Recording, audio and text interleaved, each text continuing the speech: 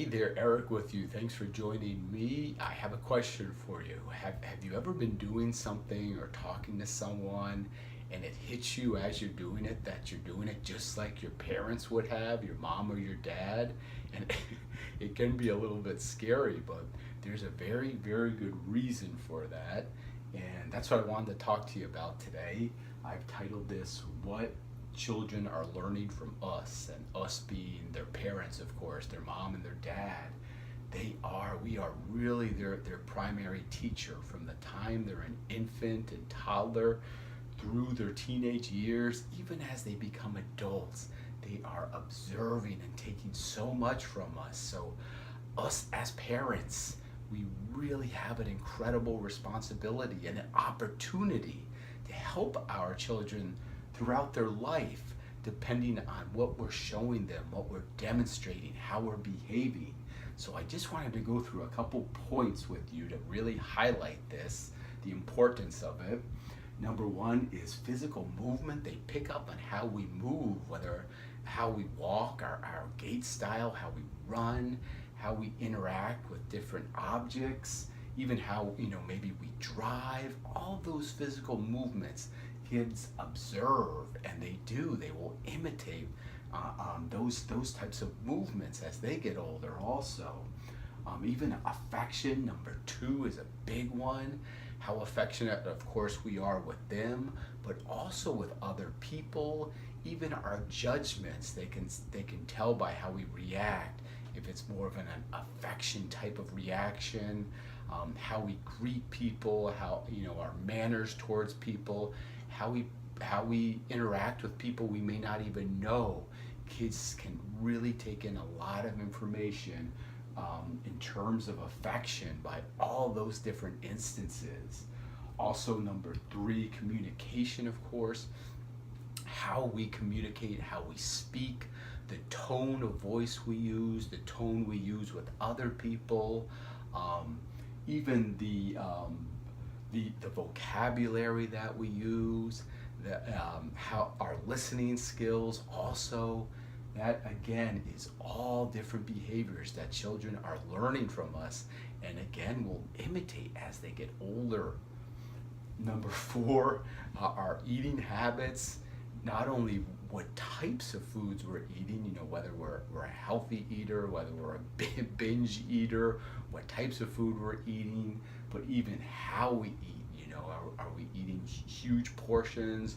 Do we eat, throughout the day, frequent meals throughout the day? So our eating habits is another type of behavior that kids observe and again will follow suit. Reading, it's not a mistake that children who come from families that read a lot, if their parents read a lot, they will also become very accomplished readers. So if they see us reading books, and again, not only reading, but what types of books, what are our interests, the different topics, this is another type of behavior that they're learning from us. Number six, social, another big one. I spoke of it earlier, but how we interact with other people, whether that's our friends, whether that's with their teachers, how we interact with other children across the board. Kids can see and learn so much, even at a restaurant, how you interact with the waiter or the waitress. Those are all skills that they're taking in. It's truly amazing. I mean, I knew that we were their primary teachers, but I didn't, maybe not to this degree. So you may be a little bit more careful after listening to this video, how you're acting, what type of behaviors you are showing your child. Even responsibility, whether that be, towards them, our responsibility towards them, our spouse, our responsibility if we have, in terms of our job.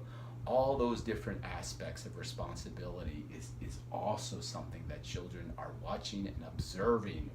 Be careful. Our organization skills, how do we keep our house? How is our car? Are we constantly losing items, which I am very guilty of? that is something else. You know, if your house is not kept in an orderly manner, and then we're demanding our children to keep their room tidy, that's not gonna mix, that's not gonna match. So we have to be very careful again on what we're demonstrating and then what we're asking from our children. So organization skills again. I really like number 9, emotional control. I think that is very, very important, significant for children, maybe at the top of the list. You know, how we as their parents deal with errors of judgments, mistakes we make, you know, circumstances that are occurring with stress. How is our emotional control? You know, do we get upset? Do we get angry? Do we have temper tantrums? Are, you know, expletives, if we're swearing, how we how emotionally we are with other people. You know, if something does happen and we have an emotional reaction, how long we keep that emotion, if we're able to dissipate it quickly, or if that puts us in a mood for days on days. So emotional control is very, very significant. Kids are learning so much from how we respond again to different circumstances.